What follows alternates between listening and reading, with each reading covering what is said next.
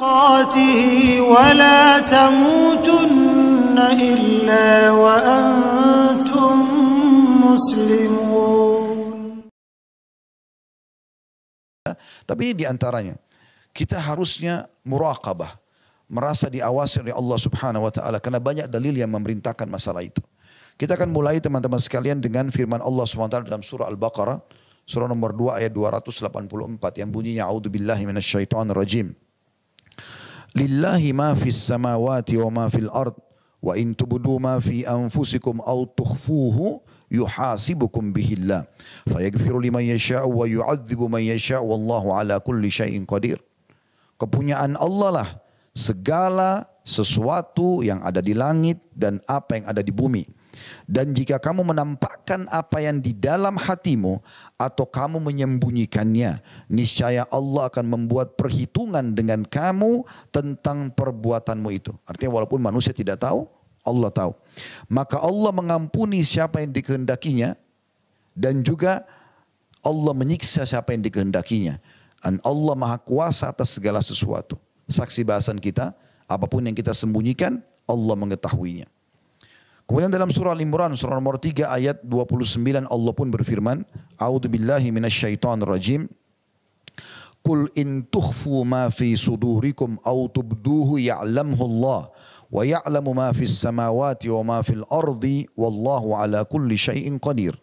Katakanlah hai Muhammad, jika kamu menyembunyikan apa yang ada dalam hatimu atau kamu menampakkannya, pasti Allah mengetahuinya. Allah mengetahui apa-apa yang ada di langit dan apa-apa yang ada di bumi. Dan Allah Maha Kuasa atas segala sesuatu. Allah Subhanahu wa ta'ala mengetahui semua gerak-gerik kita. Semuanya terawasi.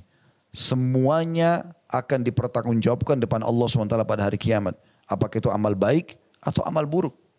Allah berfirman dalam Al-Quran yang bunyinya a'udzubillahi minasyaitonirrajim alladzi yaraka hina taqum wa taqallubaka fis sajidin innahu huwas samiul alim, yang melihat kamu ketika kamu berdiri untuk salat hai Muhammad dan melihat pula perubahan gerak-gerik badanmu di antara orang-orang yang sujud.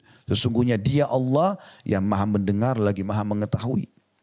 Juga Allah sebutkan di ayat yang lain, ya'lamu kha'inatal a'yuni wa ma tukhfis sudur. Allah sangat mengetahui pandangan mata yang berkhianat.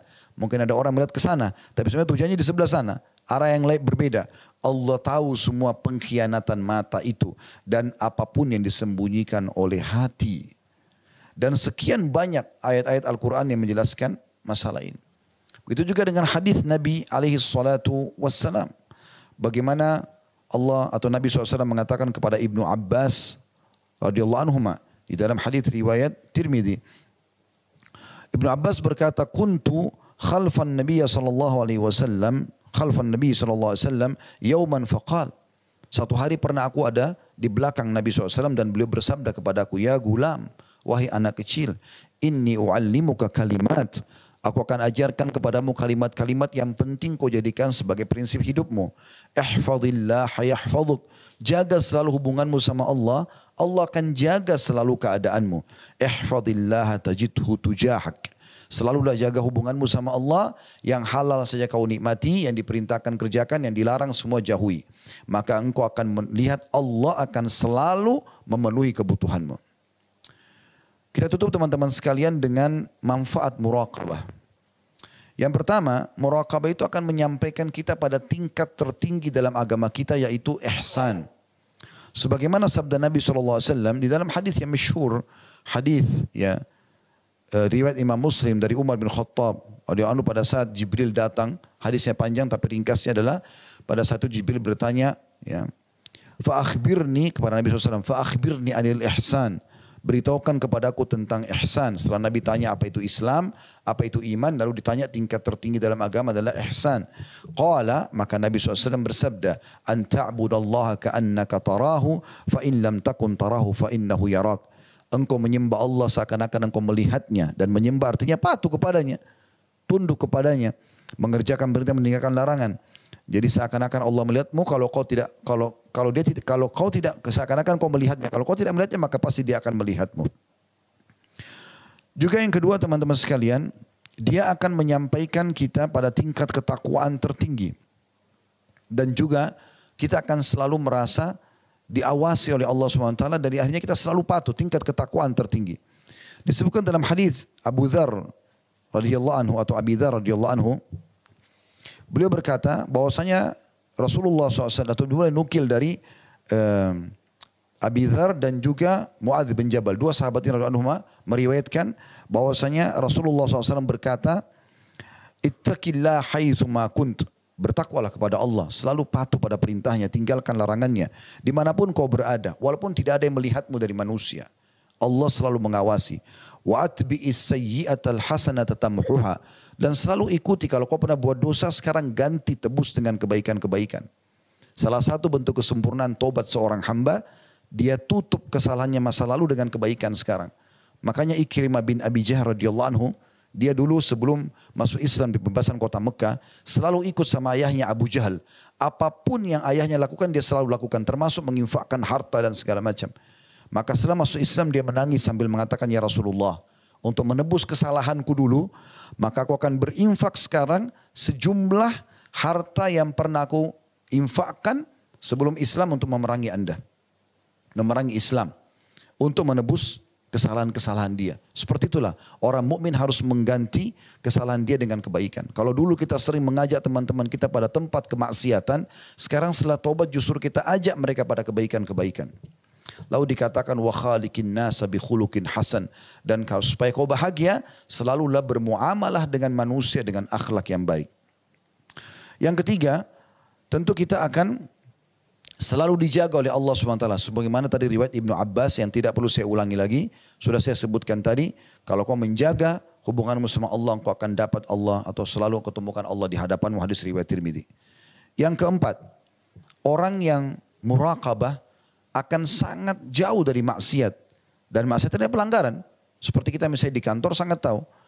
Ada peraturan-peraturan kebaikan. Ada peraturan yang harus dikerjakan, kalau dikerjakan akan dapat gaji, akan dapat bonus, akan dapat segala macam fasilitas. Tapi ada ya ancaman bagi orang yang melanggar. Tentu kita kerja bukan untuk melanggar, tapi kita tahu kalau kita melanggar akan ada konsekuensi dari pelanggaran tersebut.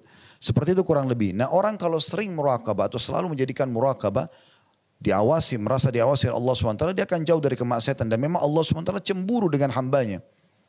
Sebagaimana disebutkan dalam hadits Abu Hurairah radhiyallahu dalam hadis Bukhari, bahwasanya beliau berkata, Rasulullah SAW bersabda, "Inna Allah Ta'ala yaghar." Sesungguhnya Allah yang maha suci, yang maha tinggi, cemburu. Wa ghairatullahi ayyatiyal mar'u ma harrama Allahu alaih. Dan cemburunya Allah memuncak pada seorang hamba justru yang melakukan perbuatan yang haram. Dalam riwayat yang lain, dalam riwayat Bukhari juga, pernah ada seorang sahabat yang datang kepada Nabi SAW mengatakan, "Ya Rasulullah, istri saya selingkuh, melakukan perbuatan haram.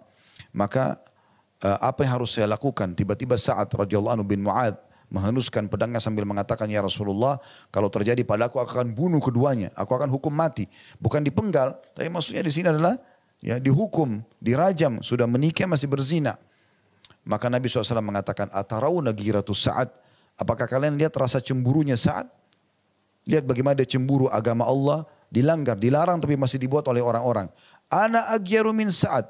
Aku lebih cemburu daripada Sa'ad. Maksudnya Nabi SAW mengatakan kerjakan 1, 2, 3, 4, 5. Salat, puasa, zakat, sedekah, bakti sama orang tua, jenguk orang sakit. Apa saja, lakukan perbuatan baik. Ini loh pahala-pahalanya, nanti masuk surga. Dan jangan lakukan zina, riba, bohong dan segala macam, menipu. Ini ancamannya, ini hukumannya, dosa-dosanya dan akan masuk neraka. Nabi SAW cemburu, kenapa masih ada umatnya yang pilih kemaksiatan sementara beliau sudah tunjukkan kebaikan. Lalu beliau bersabda di penutupan hadisnya, "Wallahu aghyaru minni wa min Sa'ad." Dan Allah lebih cemburu daripada saya dan juga Sa'ad. Kemudian juga yang kelima teman-teman sekalian, muraqabah ini akan membuat orang selalu sadar dan ingin selalu beramal. Dan dia tidak akan sia-siakan waktunya. Dalam hadis, ya, dan hadis ini akan difahami oleh kata para ulama hadis oleh orang yang selalu muraqabah, yaitu hadis Damrah bin Habib radhiyallahu anhu dari Shaddad bin Aus radhiyallahu anhu dari Nabi SAW. Beliau berkata, "Qala al-qayyis man dana nafsu wa amila lima ba'dal maut." Orang yang cerdas dari umatku adalah orang yang selalu punya persiapan amal yang akan dia bawa pada saat dia meninggal nanti. Wal ajizu Man atba'a nafsahu hawaha wa tamanna 'ala Allah. Dan orang yang bodoh adalah justru orang yang sibuk mengikuti hawa nafsunya di samping ia mengharapkan angan-angan kepada Allah. Allah Maha Pengampun tapi dia lupa kalau Allah juga sangat berat siksaannya. Ya. Murakabah juga akan membuat tadi saya bilang orang jauh dari hal-hal yang sia-sia. Dia tidak akan mau buang-buang waktunya karena dia tahu dia diawasi oleh Allah SWT. Dia juga akan menyesal dengan waktu-waktu yang dia buang-buang percuma. Sebagaimana hadis Nabi SAW juga masih riwayat Abu Hurairah radhiyallahu anhu dan dua-duanya riwayat Tirmidzi. Hadis ini tadi yang saya sudah sebutkan yang tadi dan ini sekarang juga Rasulullah SAW bersabda min husni islamil mar tarkuhu ma la ya'ni. Justru termasuk kesempurnaan Islam seseorang kalau betul-betul dia dekat dengan Allah SWT maka dia meninggalkan apa yang tidak bermanfaat baginya. Dan yang terakhir teman-teman sekalian adalah bagaimana seseorang kalau muraqabahnya bagus maka Allah akan berikan kepada dia firasatul mu'min. Firasatul mu'min itu Nabi SAW bersabda sesungguhnya firasat mu'min itu benar terjadi. Apa itu firasat mu'min? Maksudnya adalah dia kalau ada orang yang ingin berbuat jahat sama dia, dia akan merasa atau dia selalu termotivasi untuk mengerjakan perbuatan baik. Ada bahasan sendiri masalah ini. Teman-teman bisa baca insya Allah tentang firasatul mu'min. Tapi yang jelas ada seorang imam namanya Al-Kirmani rahimahullah disebutkan dalam kitab Ighathatul Lahfan jilid 1 halaman 48 berkata, barang siapa yang memakmurkan dirinya secara zahir dengan mengikuti sunnah. Misalnya penampilannya. Kayak kita laki-laki menjaga jenggot, tidak isbal. Menjaga sunnah-sunnah Nabi SAW. Siapa yang secara zahir menyibukkan diri dengan itu. Tentu ikhlas karena Allah SWT. Bukan untuk riya. Kalau riya sudah tahu tidak akan diterima oleh Allah SWT. Barang siapa yang memakmurkan dirinya secara zahir. Ya, dengan mengikuti sunnah. Secara batin dengan muraqabah. Dalam hati selalu terasa diawasi oleh Allah SWT. Walaupun tidak ada orang yang tidak ingin bermaksiat. Dia tahu setiap saat Allah bisa matikan dia. Menjaga diri dari syahwat. Syahwatnya hanya boleh terlampiaskan pada yang halal. Pada istrinya misalnya. Ya, pada makanan halal. Pada pendapatan halal yang bukan haknya tidak akan sentuh.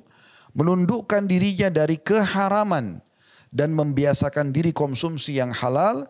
Maka firasatnya tidak akan salah.